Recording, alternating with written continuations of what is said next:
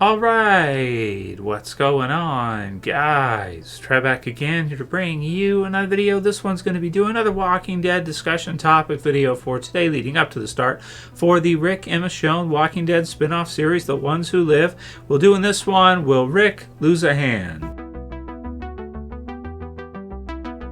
Alright dudes, so we're definitely getting excited for the February release 2024 for The Walking Dead, The Ones Who Live, finally getting to see the return of Rick. We've had some trailers for this new series, but they haven't really shown us too much. Some people think the reason for this is because Rick will likely lose a hand, so they can't show us a lot of the footage because he might not have a hand in the footage.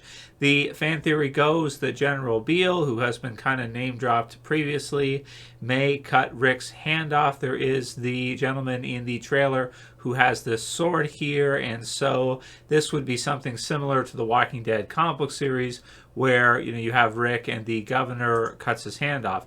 Now they didn't do this in the TV series version of The Walking Dead, so this would be something that I suppose fans think that we're going to see happen. Want to shout out for Flint Wallace. Here's his comment here that he left in the Fear the Walking Dead series review. Wanted to hear our thoughts on this one for The Ones Who Lived, whether or not that will be the case to kind of break him into submission like the governor did in the Walking Dead comic book series. So basically playing out that Walking Dead comic book series story in part that they never adapted for the TV series. I, for one, wouldn't be too surprised if they did this in The Walking Dead, The Ones Who Live, just to kind of give you that initial Walking Dead shock value. That's something that The Walking Dead was kind of built on, was shocking and surprising character deaths, no one being safe, survival horror type of story from the comics, and also with the Walking Dead TV series adapting that. Now, in terms of my personal opinion, whether or not they should do this, I mean, for the shock value and to get people talking about the series, it definitely makes sense to do something like this. I would kind of prefer, as a fan, for them not to, because we have seen this happen to other characters in the Walking Dead TV series, namely Aaron, who started to look very much like Rick near the end of the Walking Dead in the last few seasons. Aaron loses a hand. He gets kind of a prosthetic hand. He even gets some of Rick's parts from the comic book series adapted. Daryl gets some of them too. But we've seen other characters. We had Merle. We have Alicia from Fear the Walking Dead, who got her hand, amputated, crushed, whatever, bitten, removed. So they've done it a few times now. That said, I mean, The Walking Dead has done hundreds of episodes, so they've kind of done just about everything you can imagine. Personally for me, I'd prefer to see Rick with both hands. I'd prefer to see them not adapt this moment, thinking that they sort of already used it for Aaron. But that said, you never know with these fan theories. I'm not sure where this one actually came from. Not sure if someone just kind of thought, oh, maybe they'll do this, or if maybe there was some, leaks from filming or whatnot. There's always kind of like the spoiling stuff that goes on, and people get pictures, and sometimes they dumpster dive and get like sheets out of the garbage for what storylines they might cover in the TV series, whether it be the original or any of the various companion or spin-off series as well. So I'm thinking at this point, maybe the fan theory is true. Maybe this does actually happen. A lot of people are talking about it still, so thought we should address it. But personally, I would prefer they not adapt that part from the comics. You guys definitely want to see, leave your comments below. Would you prefer to see that adapted, or would you prefer Rick to keep both hands and them not to do it, even though you probably see that it is good shock value? Some people were mad at me for my rating for Fear the Walking Dead, giving the series in my full series review an 8 out of 10. You have to consider too, like for my score here, just to defend it a little bit, not too much, but a little. An 8 out of 10 for Fear. They did 117 episodes of a 1 hour block series. Most TV series that are average, which would be 6.5, if we say 6.5 is an average, most TV series that are average only last about a season, 2 seasons. Example would be Whiskey Cavalier, which was the series that you had Maggie Lauren was starring in. So that's an example of a series I would consider to be average. It's good enough, it's fun to watch, but you don't typically see those series last more than a year or two.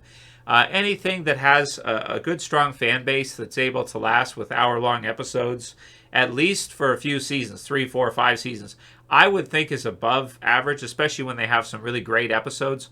Sure, Fear the Walking Dead had some really bad story arcs and stuff with the later showrunners, the beer stuff, and some of the other story arcs they did, the camera stuff and everything. But that said, I think if you look at the first few seasons and you look at what they did right and how good some of those episodes were and story arcs were, I have to give it an 8 out of 10 as a series. You're not going to be able to do 8 seasons and have me watching all the way through if I don't think your series is above average. If I think it's average or below, I might just watch, a couple seasons and that's basically it. You wouldn't expect me to watch more than that because average series, like a few years, that's it. And then they typically get canceled. And that's just kind of the way they go. And then, channels, networks, streaming services will go ahead and launch another series after that, which basically rinse and repeat, does basically the same thing, gets a few years out of it, a couple years out of it, and then cancel it. Next one is from Andrew Up 3DR, who said, is it me or does it feel like there should be an episode between 7 and 8 that's just not there in Fear the Walking Dead? Well, definitely the last season, I think, of Fear Season 8 feels quite crammed. Some people brought up some good comments. We had one from Marilyn where she said she thinks some of the content they crammed into the last season for Fear was actually intended for Season 9. And I think she might be right about that. Maybe they had a lot of ideas and they wanted to do more episodes, and then they just got the call when the original series ended that, hey, we're going to wrap up Fear the Walking Dead. We're going to end it. So you got 12 episodes to wrap up your series. And they probably had a lot of ideas they wanted to go ahead and do, but they just, because of the way things went, and only having a certain amount of episode run, they just simply didn't have time to do, to do everything they had planned, everything they wanted to do. Yeah, and there was definitely all throughout the series of Fear the Walking Dead, every season they did from pretty much the beginning, first couple years, all the way through to the end. People just kind of complained about it the whole time. But Owen Malloy had a good comment here. Says, say what you want. At the end of the day, people still watched it weekly. And that's true, man. If you get through 117 episodes of a series and you don't like it, I don't know how you could watch it all the way through at that runtime. I mean, that's basically, if 117 hours, it's a couple work weeks. It's just, it's not going to happen unless you really liked it. So hats off to Fear the Walking Dead and to everything we got to see from it. It was a lot of fun to cover. I enjoyed it, especially up to the end and getting to see things finally wrap up. I thought it had a great ending. And so we'll see. We'll see if they do anything, with any of the characters, if they enter into any of the other spin-offs, if they do anything like that. It doesn't sound like they're going to do a spin-off for Fear or any kind of addition as far as that goes. But we could see some of the characters cross over. So February 25th, the new series for The Walking Dead, The Ones Who Live, Rick and Michonne spin-off series. It's going to be so great to see Rick return for Walking Dead because it's been so long since he's been gone. Michonne's okay too. I'm a little bit excited to see Michonne, but mostly, excited to see Andrew Lincoln reprise his role as Rick. Unfortunately, it won't be with all the other characters from the series, but you never know if eventually we could see, in the second or third season or something, if they do that many seasons, him reunited with Daryl, reunited with Morgan, reunited with anybody else. So February 25th, mark it down in your calendars. Very excited. The Walking Dead, The Ones Who Live. Will Rick lose a hand? Leave your comments below. Let me know what you guys, what you think. Thumb the video up before you leave. Share, favorite, subscribe at the bottom, and I'll see you guys again soon for another video. As always, it's Trev and family saying peace. See you guys soon.